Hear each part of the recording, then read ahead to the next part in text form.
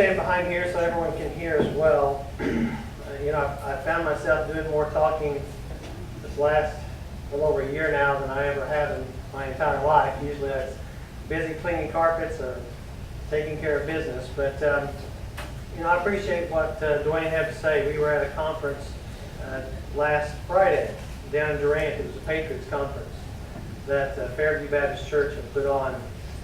Pastor Ledbetter was inspired to get his church members and his community to take back their Judeo-Christian values, to reaffirm what our foundation of our country is based on. And I had the privilege of inviting him to be Pastor of the Week at the state capitol. And I know I told this to Pastor over here, but on Thursdays they have the opportunity for a devotion. Usually it's about 5 minutes. And I told Pastor Ledbetter, I said, preach the gospel. I said, you know, you just preach the gospel. They'll give you a little bit of leniency. I don't think they're going to pull the hook and take you off the floor. He did preach for about 20 minutes, and he did preach. It got so hot that there were probably, it was interesting when he was done, I went to the back area behind the chamber, and there were about 20 legislators who didn't know what to do with themselves because it got too hot on the House floor for the preaching. But I had the opportunity to speak, not on politics, but on where our country needs to go.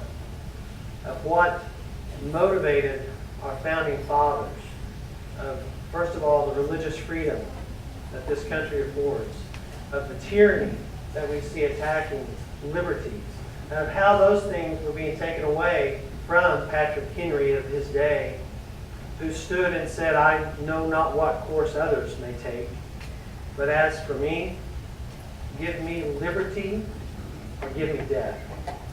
And our founding fathers signed a death pledge when they pledged their lives, their fortune, and their sacred honor, which meant something in those days. We're in just as trying of times today when you think about the direction that our country's going.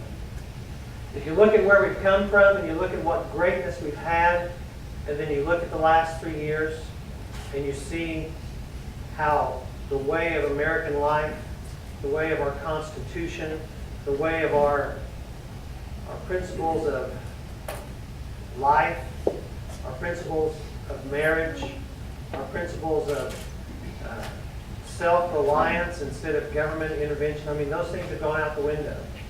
And we've got to make some serious choices in this election. And it comes down to elections all across the district. You know, the presidential election is very important. If we don't replace the president, I feel like our country's doomed for the direction it's going. And as a believer, that's scary. Because I don't know how much longer God's blessing can be stayed on this country. That scares me. We look at the Senate races across the country. We don't have any races, but control of the Senate is important. It's important on a lot of issues. But Obamacare is the biggest issue of all, of why we need to change the Senate. The only thing good that came of the decision of the Supreme Court is that it's taxed, which means only 51%. 51 votes in the Senate could overturn that instead of the supermajority. So the Senate is important. And obviously, the congressional race in Oklahoma is important as well for the 2nd District. It's time that we take Oklahoma and turn it all red. I'm sorry about you OSU fans, but it's time to turn it all red this year. And I think we're going to do that.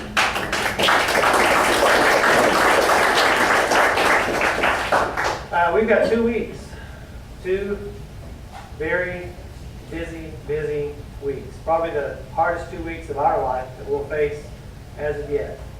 I was getting my hair cut today, and I asked the woman that's cutting my hair, we talk politics. She says, you're the only one I can talk politics with because we're Republicans. But she said, what's all this gray stuff in your head? I said, I don't know why I'm having all that. It must be a little bit of stress in my life. But yeah, it's a stressful time for our nation. And you've got a decision to make in front of you. We had 6 great candidates in the primary. I was with Senator Inhofe today, He looked over at me at the lunch and he said, "Can you believe Oklahoma had 6 Republicans in a primary, and now we're in a runoff?" So you've got a decision to make in front of you. You've all seen our literature. You've all read about us. I'd just like to ask if how many people are still undecided right now? If you'd be willing to raise your hand. Okay, we've still got some undecided folks that need to know where the candidates stand, need to know what their values are, and need to know what they're willing to try to accomplish. So, you know, if you don't know a lot about me, I see a few new faces here, but you always have a great crowd here, and you do a great job, and I appreciate that, Janica. You know, I see Daniel, and Daniel knows exactly what we're facing. I still have some of your signs in my warehouse I found the other day. I'll get those back to you if you really want them. They're not the same size as mine, so the wires don't help me any at all. But Daniel knows and his family knows exactly how hard it is to campaign. Campaigning is tough. But, you know, I'm a small business man. My wife, Becky, will celebrate 30 years in December, not September? September. So we've got 3 kids. My oldest is 28, my middle son is 22, and our daughter's almost 20. She's pretty excited about that. My middle son, Jameson, is getting married in September. That's just around the corner, too. I said, you know, can you find anything else stressful in my life? And we'll throw a wedding in there. And it's in North Carolina, of course. But they'll come back. But my kids, we homeschooled our kids. We worked together as a family. We did everything together. And we still do everything together. I've got a carpet cleaning business. I've had that for 25 years. Celebrated on August the 4th with 25 years. That's quite an accomplishment nowadays. It's almost as big of an accomplishment as being married for 30 years. Trying to survive in this economy with a small business. When you talk about all the struggles, the other day I was driving my carpet cleaning van and had to fill it up. My machine runs off the same gas tank, and $98 later, I'm thinking, okay, how many jobs? That's about half of what an ordinary job is. Thinking, how many jobs am I going to get on that one tank? How far am I going to have to drive to get there? And that's what a small business guy has to deal with. I sign both sides of the paycheck. I sign my paycheck, and a lot of times I have to hold it until I can deposit it, until we get some more jobs. We have learned to trust the Lord, because with the carpet cleaning job business, you start the week off and you may have jobs booked, but they may not be there. But that's where you learn to trust in the Lord, and trust in your hard work. And that's when you get out there and you beat the pavement. That's when you're known by your character. At age 44, I was approached to run for a state house seat. It was an open seat. Fortunately, in Oklahoma, we have term limits. That opened up the seat in Muskogee. There had never been a Republican that had ever held House District 14.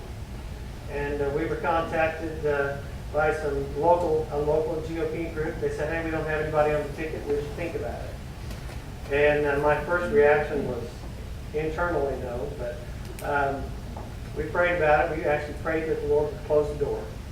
Because we thought, we've got our business, we've got our life, and I didn't know what the Lord wanted, but He threw the door open. Won in 2006 as the first Republican from a 72% Democrat registration area. I was called a fluke on the floor of the House of Representatives by the minority floor leader. He was making some debate, and I don't know what point he was making, but he said, how in the world do we wind up with a Republican from Muskogee? That's got to be a fluke. So I was a fluke. And 2008, there were 9 current or former legislators that were campaigning against me, and we won in bigger margins. And in 2010, was unopposed. We were actually helping Dwayne when he was running for a state house seat in the neighboring district. We helped up and down the 2nd district, building conservative parties, building coalitions, working with groups, trying to help elect more conservatives in the 2nd district. In 2010, there were only 3 Republicans in the state legislature that were from the 2nd district: Muskogee, state rep from Claremore, state rep from Grove. That was it. I got tired of showing up to all the events and surrounded by Democrats. But because we had great individuals who stepped forward, who are conservatives, we tripled our numbers. And now we actually have 3 Republican senators, 6 Republican state house members in what's called Little Dixie. I think Little Dixie's singing the new tune. You just need to finish the last chorus by flipping this seat to Republican. So let's talk about what are some of the issues that are important. And then we'll get to questions. I'll be more than happy to answer them. Obviously, everywhere I go, Obamacare is the biggest deal ever. It's the biggest job killer. It's the biggest uncertainty with small businesses, with large businesses, with healthcare providers. They don't know what this is going to do. You know, I'll hurry. I actually have led the fight on the House side. Whenever we were offered a $54 million health insurance exchange, fought against my own party. I've shown that I'm willing to fight against my own party. We've got to balance the budget. We've got to cut spending in the federal government. And something else that I have experience doing is we talk about and we hear about regulations and we hear how it's killing businesses. I chair the committee in the state legislature that deals with those rules. I passed legislation last year that if it was a fee increase or if it's a scope of practice increase by a rule, the legislature had to vote on it. Imagine that. What we have are unelected bureaucrats that are going across this district or going across government and saying, oh, this sounds like a good idea to pass down to businesses. They've never run a business. I can take that same type of legislation and I can go to Washington and we can push back against that. This is a tough job. We've got to vet our candidates. We've got to make sure that we send someone that can beat the Democrat in November. It's not a given. I was talking to a congressman today. He called to give me some encouragement, and he had just gotten. August is the typical break for legislators. They go back to their district and they have town halls. He told me this is the first vacation he's had with his family for 8 years. That's the time commitment it takes to do the job right. I know in 2010, Becky and I were looking at it, we had 3 weekends to ourselves. This takes commitment. Not just for me. This isn't about me. This isn't about my business. This isn't about how government affects me. It's about how it's taken away our liberties. How we have got to get back on the constitutional track. We've got to stand up and fight against big government, and we can do it. We can do it. If you look and see where we've fallen and how far the nation has fallen under President Obama, if we get the right leadership in place, all up and down, then we can return back to the greatness that America once was. So with that, we can always, everyone can use help. You can make phone calls for candidates. We'd love to stop by our table and all that stuff.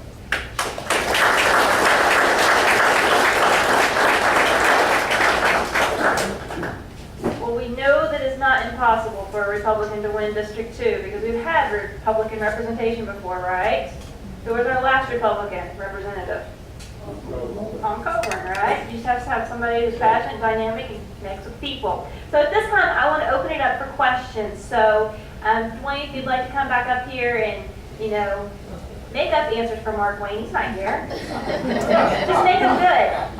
That's not a bad idea. No. So, start right here. Why do the Republicans never mention Obama's middle name?